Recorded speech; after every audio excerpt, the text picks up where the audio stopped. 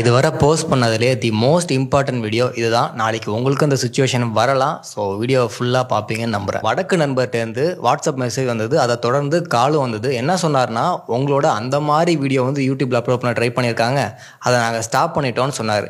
nude video uploading, confirm call sir, your video deleting या public share का sir.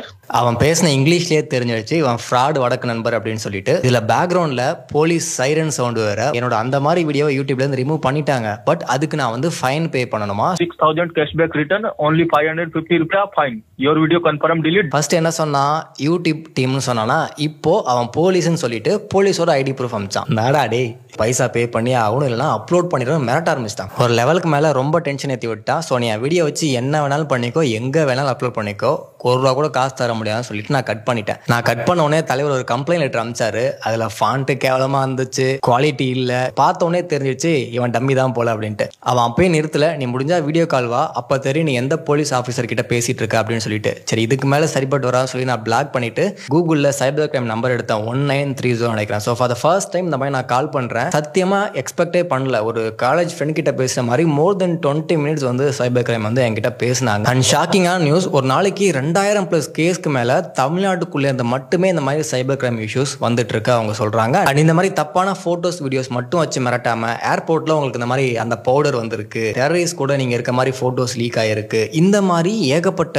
Plans அவங்க வச்சிருக்கானுங்க. எந்த சைபர் கிரைம்லையோ போலீஸ்லையோ உங்களுக்கு காலோ வாட்ஸ்அப்போ பண்ண மாட்டாங்க. ஏதாவது லிங்க் சென்ட் பண்ணாங்கன்னா அந்த லிங்கை தயவு செஞ்சு கிளிக் பண்ணிடாதீங்க. இந்த மாதிரி லிங்கை கிளிக் பண்ணுறப்போ அது ஆண்ட்ராய்டு ஃபோனாக இருந்துச்சுன்னா ஏபிகே பேக்ரவுண்டில் இன்ஸ்டால் ஆகும் அண்ட் உங்கள் ஃபோன் மிரர் ஆகும். ஸோ உங்கள் ஃபோனில் நீங்கள் என்னெல்லாம் பண்ணுறீங்களோ அவன் லைவாக அங்கேருந்து பார்த்துட்டு இருப்பான். இதை வச்சு உங்கள் அக்கௌண்ட்டில் இருக்க ஃபுல் காசையும் வழிச்சு எடுத்துட முடியும். உண்மையான ஒரு போலீஸ் ஆஃபீஸர் ட்ரெஸ்ஸை போட்டுட்டு வித் நேமோட போட்டுட்டு அவன் வந்து உட்காந்துருப்பான், வீடியோ கால் பண்ணுவான். ஸோ யாராக இருந்தாலும் வீடியோ கால் பண்ணிங்கன்னா ஒரு போலீஸ் உட்காந்துருக்க மாதிரி தான் தெரியும், அதுதான் உண்மை. ஸோ யாராக இருந்தாலும் பார்த்த உடனே நம்பி பயந்து பிளாக்மெயிலுக்கு என்ன சொல்கிறானோ செய்வீங்க. அண்ட் தெரியாத நம்பர்லேருந்து வீடியோ கால் வந்துச்சுன்னா தயவு செஞ்சு ஃபேஸை காமிச்சு இனிஷியலாக பேசிடாதீங்க. முடிஞ்சால் மேலே எங்கேயாவது காட்டி பேசுங்க, இல்லை அனதர் சைட் கேமராவை காட்டுங்க.